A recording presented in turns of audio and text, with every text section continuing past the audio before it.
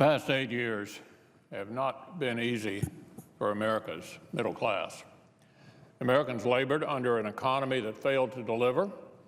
They fought against red tape that threatened their jobs and small businesses. And when they looked at Washington, they saw an administration that repeatedly put its left-wing ideology ahead of middle-class interests. Kentuckians understand this better than most. They watched as the last administration launched a war on vulnerable families in coal country. They watched as the last administration launched a direct attack on the middle class in the form of Obamacare. Kentuckians were promised that health insurance premiums would go down, but they soared by as much as 47% just this year. Kentuckians were promised that health choices would increase, but they plummeted, down to just one exchange provider in nearly half of our counties. Kentuckians were also promised they could keep their health plans, but many continue to find themselves forced into insurance so expensive, insurance that so few of their doctors will accept, it's basically useless. Obamacare has pushed Kentucky's insurance market to the brink of collapse. And now Democrats want to throw a victory party. I'm not sure how else to interpret their choice to respond to the president's address tonight. The absolute Obamacare disaster that Governor Beshear presided over continues to harm Kentucky today, even after he's left office. Kentuckians have since repudiated that legacy in election after election. They replaced him with an anti-Obamacare governor and legislature. They voted for a president who listened to them and promised to repeal and replace Obamacare. They sent Republicans back to the Senate and House who listened to them and promised to repeal and replace this partisan law as well.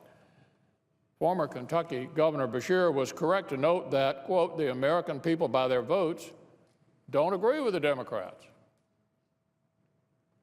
So maybe he'll agree it's time to finally listen to Kentuckians and families around the country and move on from this disastrous law. What I'm talking about here, Mr. President, is he's doing the response to President Obama tonight.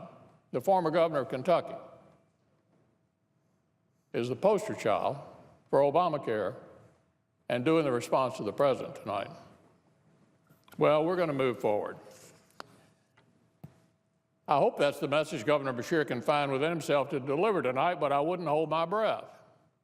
I'm sure it's the message President Trump will deliver, however.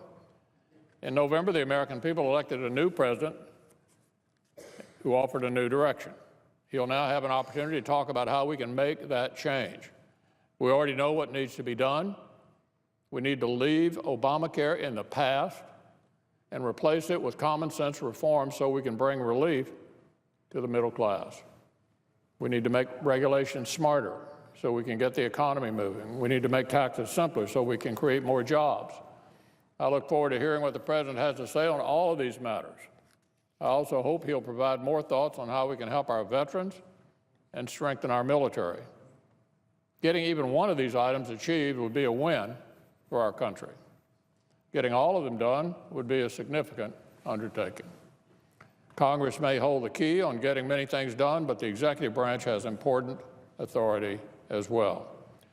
The President and his cabinet secretaries have already taken critical action to move us forward on many of these issues. It's another reason why the rest of his cabinet needs to be confirmed as soon as possible. The Senate is working hard to get that done. The Senate is also working hard to confirm another of his nominees, an outstanding jurist named Neil Gorsuch. He's going to make an exceptional Supreme Court justice. It's a sentiment you hear expressed right across the political spectrum.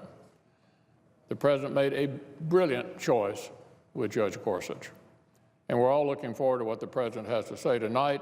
It's a big moment for him. More importantly, it's a big moment for our country. Americans are ready to move forward. They're ready to get our economy moving.